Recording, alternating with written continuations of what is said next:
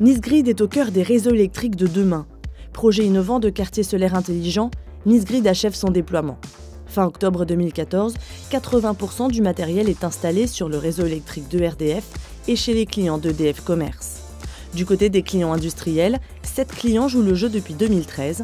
D'autres entreprises ont été recrutées à l'été 2014, une en télépilotage et 3 entreprises de taille plus modeste en pilotage manuel. Les entreprises de carrosses se sont engagées à s'effacer sur des sollicitations de la part de Nice Grid en hiver et en été. Alors en hiver, ce sont des sollicitations avec préavis le jour d'avant et les entreprises effacent une partie de leur consommation électrique. Sur l'été, le préavis est 1 heure avant. Du côté des particuliers, beaucoup d'effervescence également. À la fin octobre, 2000 foyers de carrosses sont équipés d'un compteur communicant Linky de RDF, première brique du réseau intelligent.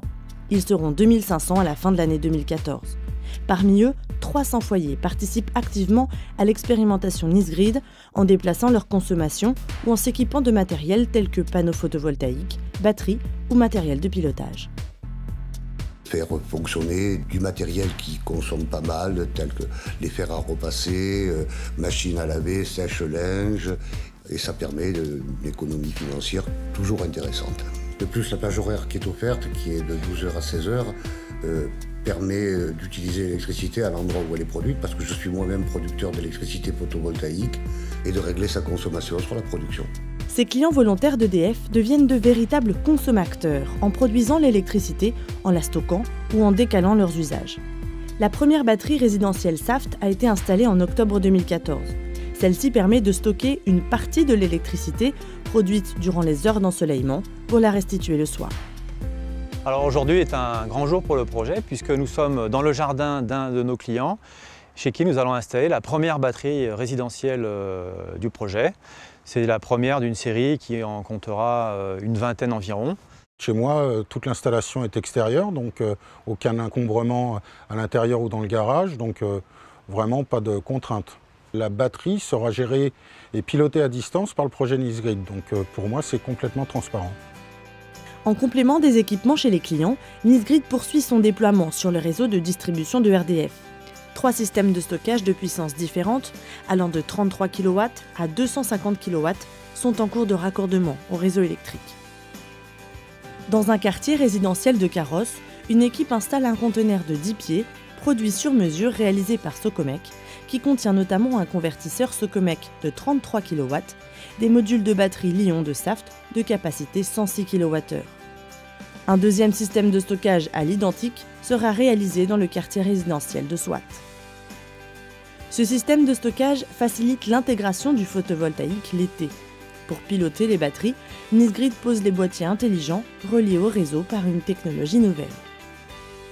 On va créer un réseau de communication superposé au réseau électrique et ils vont permettre aux différents équipements communicants de s'interconnecter par un moyen de télécommunication innovant. Les essais qu'on est en train de réaliser permettent de vérifier la bonne communication entre les 2 modems BPL qu'on a pour l'instant installés.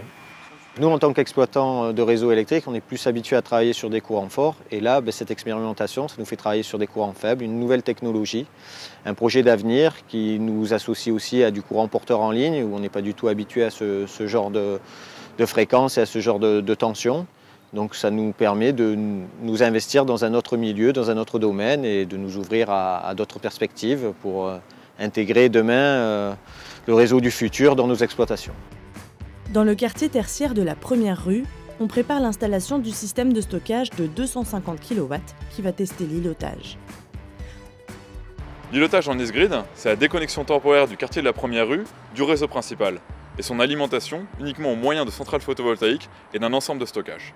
C'est aussi dans ce poste qu'a été installé en juin de cette année la première brique de l'îlotage, le disjoncteur d'îlotage. Ce disjoncteur d'îlotage permet de déconnecter le quartier du réseau principal. Au poste source de Carrosse, point de transition entre le réseau de distribution et le réseau de transport d'électricité, un autre niveau de stockage est en place depuis janvier 2014. Ce système de stockage est capable de fournir 1 MW de puissance pendant 30 minutes, soit l'équivalent de 500 foyers, lors des pics de forte consommation l'hiver. L'enjeu principal est de venir écrêter les pointes d'appel de puissance pendant l'hiver. Pour optimiser les flux d'électricité sur la ville de Carrosse, un logiciel spécifique développé par Alstom est opérationnel depuis mars 2014. Il s'agit du NEM, Network Energy Manager, intelligence du projet. Pour réaliser ces calculs, le NEM a besoin de prévisions de production solaire. C'est Armin qui s'en charge. Armin, avec le centre Percé de Mines ParisTech, développe des solutions avancées de prédiction de la production électrique des systèmes photovoltaïques. Armin développe aussi des méthodes de gestion d'un réseau de distribution et notamment le NBA, qui est le gestionnaire des batteries réseau qui prépare les flexibilités pour le NEM. Il prend en compte les incertitudes liées à la production renouvelable. Ces prévisions de production photovoltaïque sont utiles au NEM qui les compare avec les besoins en électricité. Puis le NEM identifie les décalages et les contraintes sur le réseau électrique.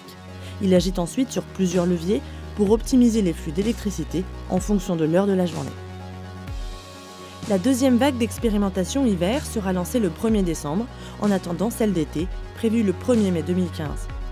Ces nouvelles expérimentations enrichiront les résultats et apporteront des réponses concrètes pour amorcer l'étape d'industrialisation des réseaux du futur.